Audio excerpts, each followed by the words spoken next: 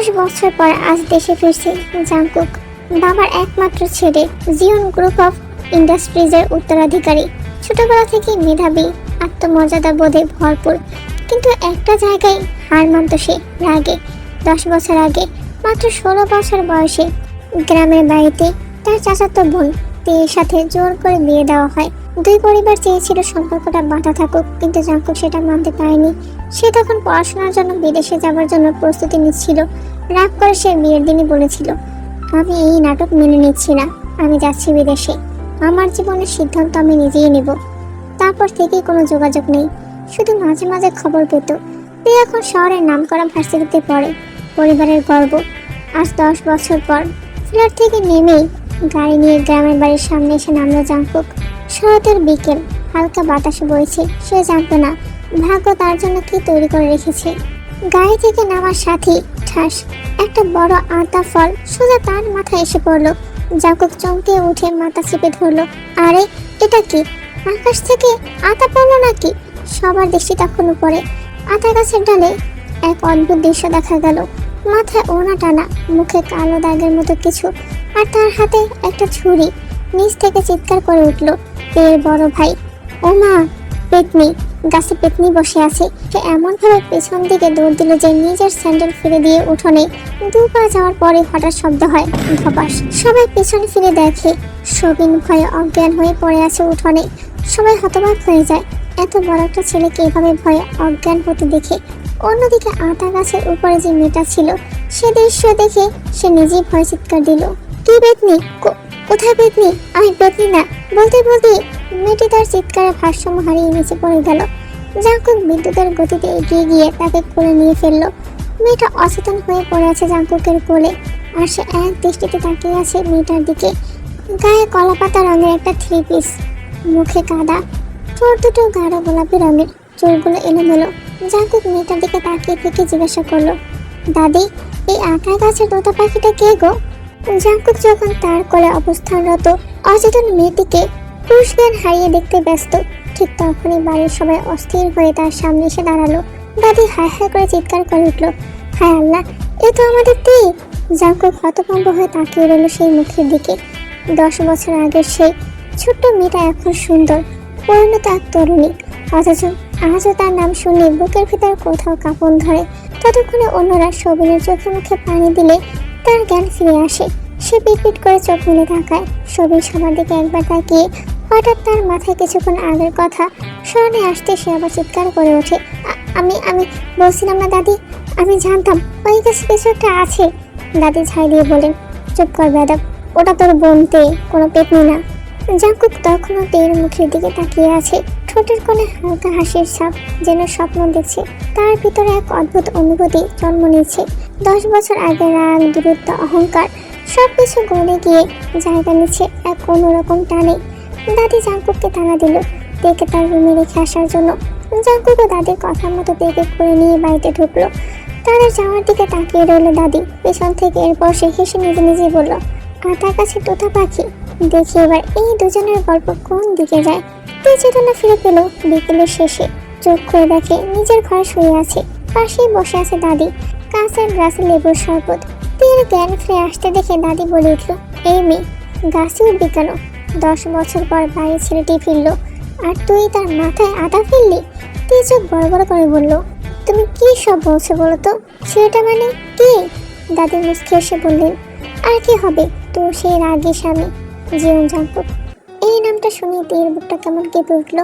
যে ছেলেটাকে ছোটবেলায় একবার বিয়ে করেছিল, যাকে সে স্বামী বলে ডাকে না মুখে, কিন্তু মনে মনে সেই তার সবকিছু, সেই আজ ফিরে এসেছে ডিভোর্স দিতে। 10 বছর ধরে তে এই খবরের জন্য প্রস্তুতি নিচ্ছিল। তবুও মনে হলো বুকটা হঠাৎ থেমে গেল। সন্ধ্যায় তে নিচে নামতেই জাংকুককে দেখলো ড্রয়িং রুমে বসে আছে, হাতে 1 কাপ কফি। তার চোখে সে আগে রাগ নেই, বরং একরাশ শান্ত দৃষ্টি। তেকে নিচে নামতে দেখে জাংকুক চোখে মুখে দুষ্টুমির হাসি নিয়ে বলে উঠল, ভালো তো, মাথায় আটা পড়ায় এখন কেমন লাগছে? তে বুঝতে পারে জাংকুক তার সাথে মজা করছে, তাই সে মনে মনে রেগে গেল। ঠান্ডা গলায় বলে উঠল, আপনার জন্য আটা নয়, নারকেল পড়া উচিত ছিল। সবিন তখন পাশ থেকে এসে ফেললো, ওইতে আবার পেতনির মতো গাছে উঠবি না যেন। তে রেগে তাকালো, তুমি না চুপ থাকো সবিন ভাই, ভয় পেয়ে অজ্ঞান হওয়া মানুষ আবার এখন কথা বলে? পুরো বাড়ি হেসে উঠল। শুধু জাঙ্কুক চুপচাপ তাকিয়ে রইল তের দিকে। তার এই রাগ, চোখের ভাষা সবকিছু অজানা এক টানে টেনে নিয়েছিল জাঙ্কুককে। পরদিন সকালে তে ভার্সিটি যাবার জন্য প্রস্তুতি নিচ্ছে, গাড়িতে উঠবে। এমন সময় গেটে দাঁড়িয়ে জাঙ্কুক বলে উঠল, আমি তোমাকে নামিয়ে দিই। তে মুখ না ঘুরিয়ে বলে উঠল, ধন্যবাদ, আমি নিজে যেতে পারি, আমার দুটো পা আছে। জাঙ্কুক হেসে বলল, তুমি কি এখনো রাগ করে আছো 10 বছর আগের কথা ভেবে? তে তখন তাকালো জাঙ্কুকের চোখে, ঠোঁটে একটা ঠান্ডা তিক্ততা। রাগ বলল, সম্পর্ক বদলায় না, আপনি তো এসেছেন সম্পর্ক শেষ করতে, তাই না? এক মুহূর্তের জন্য নীরবতা নেমে গেল। জাঙ্কুক কিছু বলল না, শুধু একটা গভীর নিঃশ্বাস নিয়ে বলল, দেখা যাক সব সম্পর্ক শেষ হয় কিনা। বিকেলে শোভিন ও তার বন্ধুরা বসে আড্ডা দিচ্ছে উঠোনে। তারা সবাই সাহসী মুখে ভৌতিক গল্প বলছে, কিন্তু হঠাৎ বাতাসে একটা আওয়াজ হতেই শোভিন চিৎকার করে উঠে দৌড়ে রুমে ঢুকে গেল। জাঙ্কুক হেসে বলল, তোমরা দুই ভাই বোন ভীষণ মজার, একজন ভয়ে গাছ থেকে পড়ে আর একজন পেতনি দেখে অজ্ঞান হয়। জাঙ্কুকের কথা শুনে দাদি বলে উঠল, এই বাড়িতে শুধু ব্যবসা নয়, বিনোদনের অভাব নেই। সবাই হেসে ফেললো। তে মুখ লাল করে রুমে চলে গেল।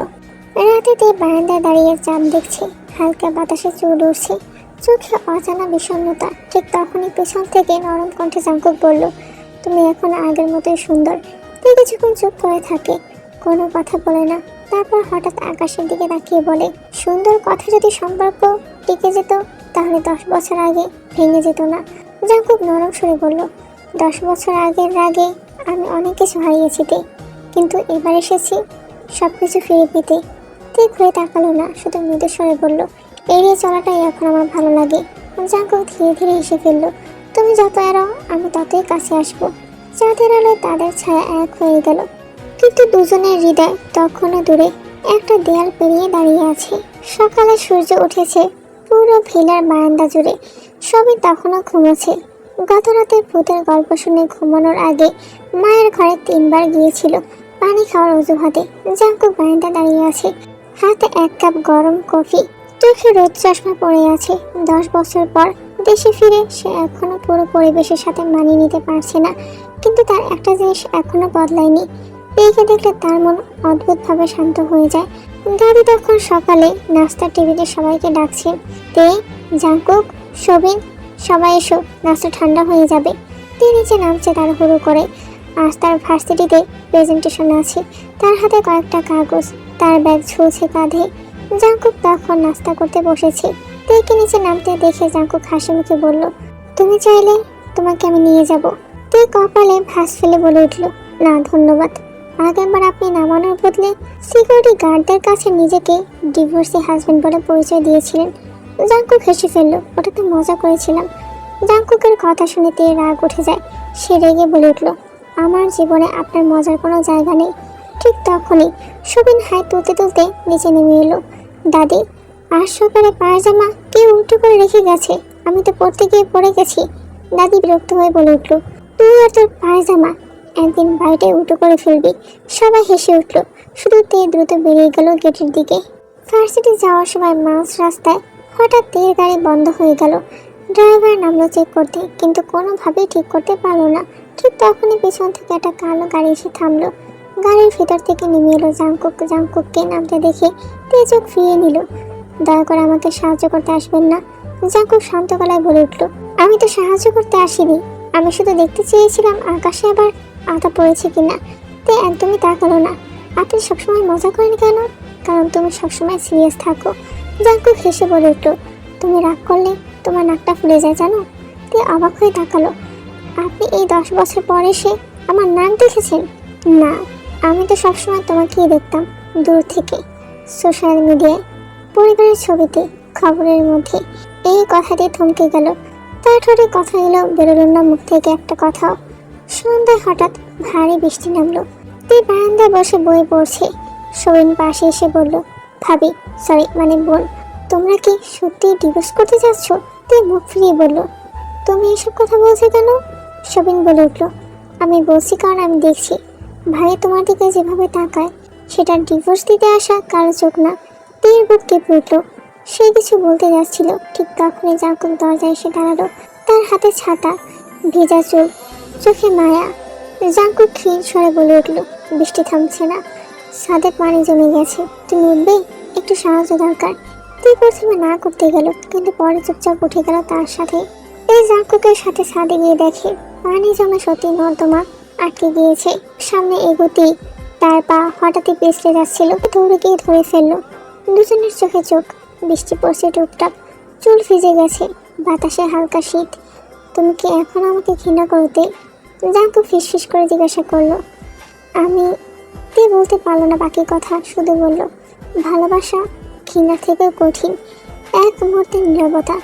জাঙ্কুক চোখ নামিয়ে বলল, তাহলে আমি তোমাকে আবার ভালোবাসতে শিখতে চাই। ঠিক তখনই নিচ থেকে সবিনের চিৎকার শোনা যায়, দাদি, ছাদে ভূত। দুটো ছায়া দেখা যাচ্ছে, একে অপরকে জড়িয়ে আছে। সবাই ছুটে এলো। তিয়ার জাঙ্কুক একে অপর দিকে তাকিয়ে দূরে সরে গেল তাড়াতাড়ি। দাদি নিচ থেকে চেঁচিয়ে বলল, ভূত নয় গাধা, ওরা আটা গাছের তোতা পাখি, প্রেমের পাখি বৃষ্টি খায়।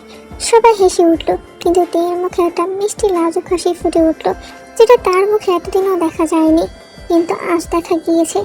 বৃষ্টি থেমে গেছে, রাতের হাওয়া হালকা ঠান্ডা, আর ভিড়ের উঠোন জুড়ে ঝিঝি পোকার ডাক। বাড়ির সবাই ঘুমিয়ে পড়েছে, শুধু তীর বারান্দায় বসে আছে একা। মনের ভিতর কেমন এক অজানা আলোড়ন দেখা যাচ্ছে, সে জানে না কেন। আর জাঙ্কুককে দেখে বুকের ভেতর অদ্ভুত একটা উষ্ণতা জেগেছিল। 10 বছর আগে যে ছেলেটা তাকে বিয়ে করে আগে দেশ ছেড়ে গিয়েছিল, সেই ছেলেটা এখন তাকে ভালোবাসতে চাইছে। তার চোখের চাহনি, তার অঙ্গভঙ্গি, তো সবটাই বুঝতে পারে। চারদিকে তখন সন্ধ্যা পেরিয়ে রাত নেমে এলো। জাঙ্কুক তখন হালকা কাশতে কাশতে বারান্দায় এলো, হাতে দুটো কাপ, একটা তার জন্য, একটা তীর জন্য। জাঙ্কুক তীর দিকে একটা কাপ এগিয়ে দিয়ে হাসি মুখে বলল, এই নাও তোমার পছন্দের চা। তে অবাক হয়ে তাকিয়ে জিজ্ঞাসা করলো, আপনি এগুলো মনে রাখেন? জাঙ্কুক একটু মাথা চুলকে বলে উঠল, প্রিয় মানুষের সবকিছুই মনে রাখতে হয়। দুজনের মাঝে হালকা নীরবতা নেমে এলো। একটু দূরে কুকুর ডাকছে, বাতাসে কদম ফুলের ঘ্রাণ। তে জাঙ্কুকের দিকে ফিরে জিজ্ঞাসা করলো, আপনি আমাকে ডিভোর্স দিতে এসেছেন? জাঙ্কুক চোখ নামিয়ে বলল, আমি এসেছিলাম সেই উদ্দেশ্যে, কিন্তু দেশে এসে বুঝলাম সম্পর্ক কাগজে লেখা যায় না। তে নিঃশব্দে চায়ের কাপে হাত নিয়ে বলে উঠল, আপনি কেন চলে গিয়েছিলেন? কারণ আমি ছোট ছিলাম। জাঙ্কুক শান্ত গলায় বলে উঠল, নিজেকে প্রমাণ করতে চেয়েছিলাম। ভেবেছিলাম ভালোবাসাটা একটা বোঝা, কিন্তু এখন বুঝেছি ওটাই আসল আশ্রয়। ভালোবাসা ছাড়া মানুষ বাঁচতে পারে না। তুই কিছু বললো না, শুধু চায়ের কাপে আলতো করে ফু দিল। তার ঠোঁটে হালকা হাসি ফুটে উঠল, যা জাঙ্কুকের চোখে ধরা পড়ল। পরদিন সকালে দাদি সবার উদ্দেশ্যে বলে উঠল, আজ সবাই একসাথে নাস্তা করব, কোনো অজুহাত চলবে না। আসলে তারা প্রতিদিন এক একজন এক এক সময় খেতে বসে। তের ভার্সিটি থাকলে সে তাড়াহুড়ো করে কোনো রকম খেয়ে চলে যায়, আর সবিন ঘুম থেকে উঠেই দেরি করে। তাই তাদের সবার খুব কম একসাথে খাওয়া হয়। তাই দাদি আজকে সবাইকে একসাথে নাস্তা খেতে বলল। জাঙ্কুক টেবিলে বসে আছে, সবিন পাশে বসে জেলি মেখে পাউরুটি খাচ্ছে। তে নিচে নামলো, হালকা গোলাপি রঙের একটা জামা পরে। সবিন তাকে দেখে চোখ দুটো গোল গোল করে বলে উঠল, ও মা, বোনটা আজকে এত সাজগোজ করেছে কেন? তে হাসি চেপে বলে উঠল, ভার্সিটিতে প্রেজেন্টেশন আছে। সবাই বলছি দিদি ভাই, প্রেজেন্টেশন নাকি কারোর সামনে হাজিরা। সবাই হেসে উঠল। এবার তের খুব রাগ হচ্ছে তার দাদির উপর। এদিকে জাঙ্কুক মাথা চুলকালো। বিকালে সবিন তার বন্ধুদের সাথে উঠানে ভয় দেখানোর নাটক সাজাচ্ছিল। আজ রাতে তের ঘরের পাশে নাকি পেতনি দেখা যাবে। সবিন নিজের মুখে ময়দা মেখে সাদা চাদর গায়ে জড়িয়ে জানলার পাশে দাঁড়াতে ঠাস তে গরম পানি হাতে বের করে এমনভাবে পানি ছুঁয়ে মারল যে সবিন চেঁচিয়ে দৌড় দিল, ওমা, আমি সবিন, ভূত না। তে হেসে গড়াগড়ি। জাঙ্কুক পাশ থেকে বলে উঠল, তুমি মেয়েটা সত্যিই ভয়ানক। তে শুধু খিলখিল করে হেসে যাচ্ছে। জাঙ্কুক মুগ্ধ দৃষ্টিতে তের দিকে তাকিয়ে। সন্ধ্যায় সবাই ড্রয়িং রুমে বসে আড্ডা দিচ্ছে। আড্ডার মাঝে দাদি জাঙ্কুককে জিজ্ঞাসা করলো, জাঙ্কুক, তুমি এখন কি সিদ্ধান্ত নিয়েছো? সবাই চুপ। জাঙ্কুক তের দিকে তাকিয়ে শান্ত গলায় বলে উঠল, আমি এখন কোনো কাগজে স্বাক্ষর দিতে চাই না। আমি চাই তে নিজে সিদ্ধান্ত নিক। সে কি আমাকে তার জীবনে আবার জায়গা দেবে? তে চোখ নামিয়ে বলল, জীবনে কখনো কখনো রাগ ভালোবাসার থেকেও জোরে কথা বলে, কিন্তু ভালোবাসা টিকে থাকে, রাগ চলে যায়, হয়তো সময় লাগবে। দাদি হেসে বলে উঠল, তাহলে আমি বলি, সময়কে কাজ করতে দাও। সকালের আলোয় ভিলে উঠোন ভরে উঠেছে রোদ। এত এত বছর পর যেন বাড়িটা আবার প্রাণ ফিরে পেয়েছে। দাদি খুব হাসি খুশি, সবিন আগের মতোই দুষ্ট। আর এখন জাঙ্কুক পরিবারের সাথে ঠিক মতো মিশতে শুরু করেছে। শুরুতে সে এখন একটু দূরত্ব বজায় রাখে। সবাই বিভিন্ন হাসি আড্ডার মাঝে সকালে নাস্তা শেষ করলো। নাস্তার শেষে দাদি বলে উঠলেন, আজকে দুপুরে রান্না তুই আর জাঙ্কুক একসাথে করবে, দেখতে চাই কে কতটা পারদর্শী রান্নায়। তুই চোখ বড় বড় করে বলল, আমি ভার্সিটি পড়ুয়া মানুষ দাদি, রান্না আমার কাজ নয়। এতগুলো মানুষ থাকতে আমাকে কেন রান্না করতে হবে? তাছাড়া আমি রান্না পারি না। জাঙ্কুক মুস্কি হেসে বলে উঠল, তাতে সমস্যা নেই, আমি শিখিয়ে দেব, তুমি শুধু পাশে থাকলেই হবে। দাদি খুশি হয়ে বললেন, ও হে, আজকে আতার কাছে দুটো পাখির একসাথে রান্না করবে, তাড়াতাড়ি কাজ শুরু করো, সবাই অপেক্ষা করছে বলে কথা।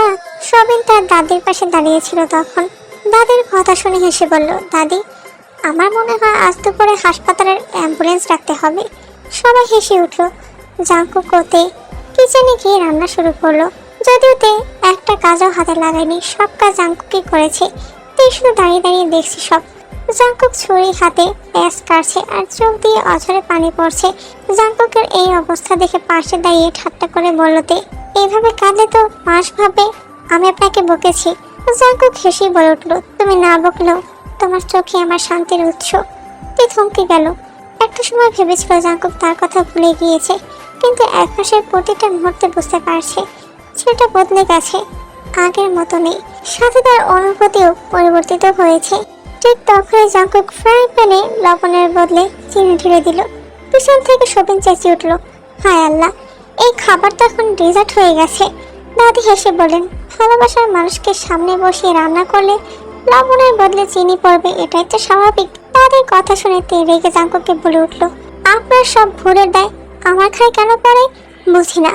জাঙ্কুক নরম গলায় বলে উঠল, কারণ আমি চাই সব দায় তোমার হোক, আমার জীবনের মতো। তে চুপ করে গেল। তার ভিতরে অজানা এক উষ্ণতা ছড়িয়ে পড়ল। সেদিন বিকেলে তে ভার্সিটিতে একটা বড় প্রেজেন্টেশন ছিল। গাড়ি পাঠানোর কথা ছিল সবিনের, কিন্তু সে বন্ধুর সঙ্গে সিনেমা দেখতে চলে গেল। তে দাঁড়িয়ে থাকতে থাকতে বিরক্ত হয়ে বলে উঠল, এই বাসায় কেউ সময় বুঝে চলে না। ঠিক তখনই গেটের বাইরে থেকে গাড়ির হর্নের আওয়াজ শোনা যায়।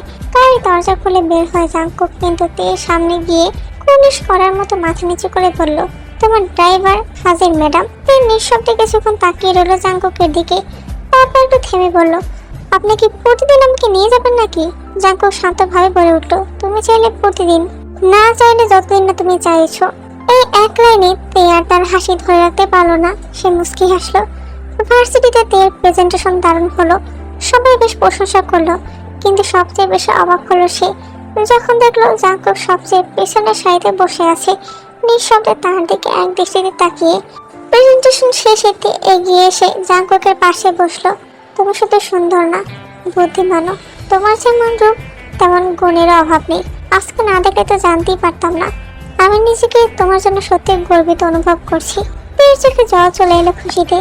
আপনি তো আগে এমন ছিলেন না, তোমাকে দেখার পর থেকে আমি এমন হয়ে গিয়েছি।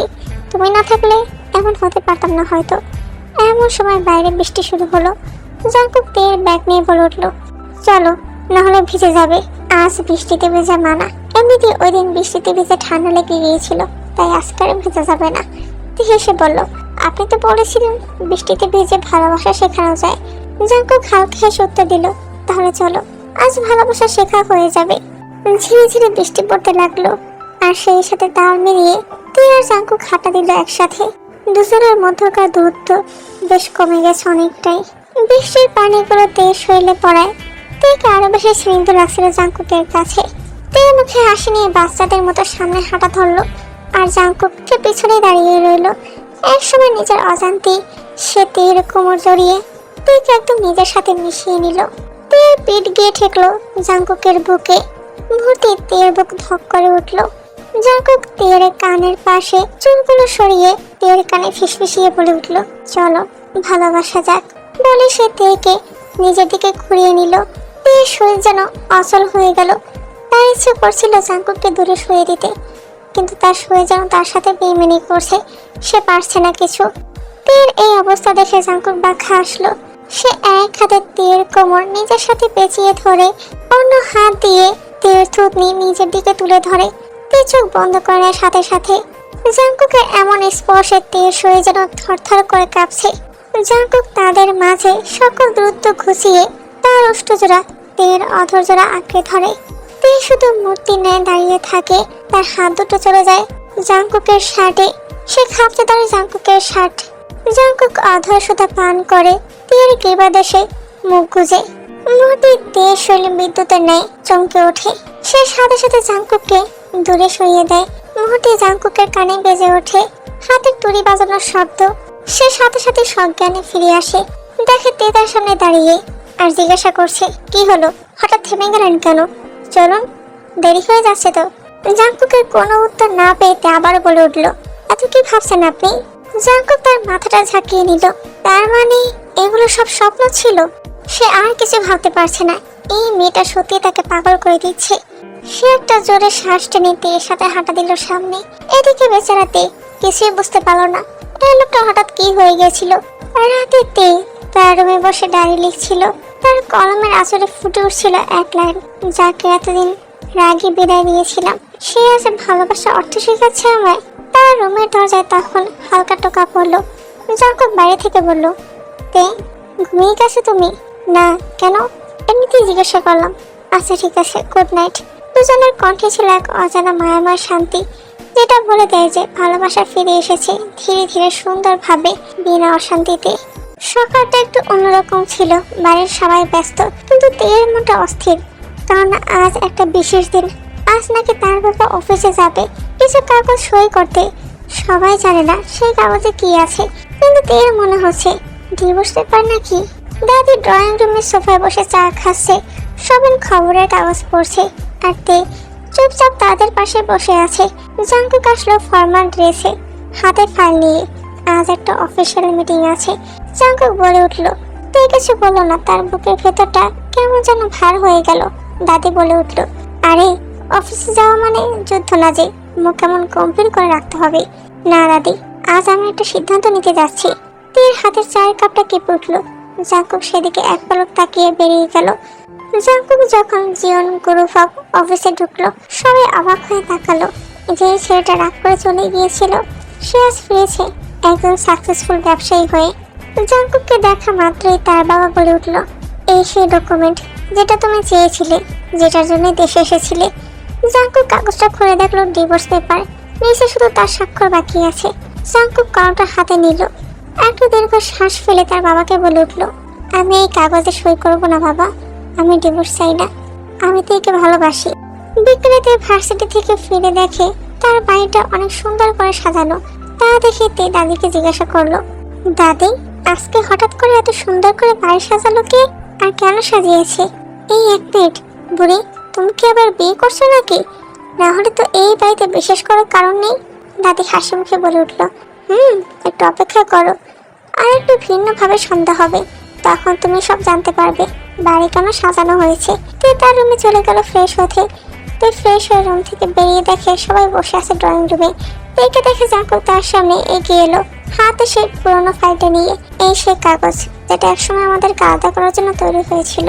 তে চুপচাপ তাকিয়ে আছে, কিন্তু আজ আমি এটাকে নতুন ভাবে ব্যবহার করতে চাই। সবাই অবাক হয়ে দেখলো জাংকুক কাগজটা ভাঁজ করে সেখানে লিখলো, আমাদের সম্পর্ক নবায়ন। তারপর সে তের হাতে কলমটা দিল। জাংকুক ফের বলে উঠলো, এবার আলাদা হওয়ার জন্য নয়, একসাথে থাকার প্রতিশ্রুতিতে তুমি সই করবে? তের চোখ ভিজে উঠলো। সে ধীরে কলমটা নিল আর নিচে নিজের নাম লিখে দিল। সবাই আলহামদুলিল্লাহ বলে উঠলো। দাদি হাত তুলে দোয়া করলো, আলহামদুলিল্লাহ। পুরোনো কাগজে নতুন গল্প লিখলো তোতা পাখিরা। সবাই পাশে দাঁড়িয়ে হাসতে হাসতে বললো, তাহলে এবার ভূতের গল্প বাদ দিয়ে প্রেমের গল্প শুনবো। তার কথা শুনে ড্রয়িং রুমে সবাই একসাথে হেসে উঠলো। তে লজ্জায় মাথা নিচু করে বসে রইল। অন্যদিকে জাংকুক বাঁকা এসে এক দৃষ্টিতে মুগ্ধ নয়নে তের দিকে তাকিয়ে রইল। রাতের আকাশে চাঁদ উঠেছে, উঠোনে ছিড়ক দিচ্ছে আলো। তে দাঁড়িয়ে আতা গাছের নিচে। জাংকুক পাশে এসে বলল, মনে আছে যেদিন আমি ফিরে এলাম, এই গাছ থেকে আমাদের গল্প শুরু হয়েছিল? তে মৃদু হেসে বলে উঠল, হ্যাঁ, আর এখানে শেষ হলো আমাদের রাগ অভিমান, কিন্তু শুরু হলো নতুন অধ্যায়ের। জাংকুক হেসে বলল, তাহলে বলো এবার আতা গাছে কয়টা তোতা পাখি? তে উত্তর দিল, দুটো, একটা আপনি আর একটা আমি। দুজনেই হেসে উঠলো। জাংকুক তের কোমর টেনে নিচের দিকে টেনে নিল। তে লজ্জায় হাসফাস করছে। কি করছেন, ছাড়ুন তো, যদি কেউ দেখে ফেলে। জাঙ্কুক তের কানে নিজের ঠোঁটের স্পর্শ দিয়ে বলে উঠল, দেখুক, দেখলে সমস্যা কি, সবাই জানে আমাদের সম্পর্কটা। বলে সে তেকে নিজের সাথে একদম মিশিয়ে নিল। তের বুকটা ধক করে উঠল, যেন বুকের ভেতর কেউ ঢাক পেটাচ্ছে। শ্বাস নিতে লাগলো দ্রুত গতিতে, বুক ওঠানামা করছে। জাঙ্কুক সেই অপরূপ দৃশ্য ঘোর লাগা দৃষ্টিতে দেখছে। জাঙ্কুকের এমন চাহনি তে নিজে অনুভব করছে, তাই সে লজ্জায় জাঙ্কুকের চোখে চোখ মেলাতে সাহস পেল না। এমন সময় জোরে এক বাতাস এলো, আর সেই বাতাসে তের ওড়নাটা উড়ে সাইডে চলে গেল। তে এবার লজ্জায় লাল টমেটোর মতো হয়ে গেছে। সে সাথে সাথে নিজের হাত দুটো নিয়ে নিজের বুকের উপরে রাখলো। নিজেকে ঢাকার আপ্রাণ চেষ্টা করছে সে। জাঙ্কুক এখনো ঘোর লাগা দৃষ্টিতে তের দিকে তাকিয়ে সে আস্তে আস্তে তের দিকে এগিয়ে যাচ্ছে, একদম তের মুখের কাছাকাছি। তে চোখ দুটো খিচে বন্ধ করে রেখেছে।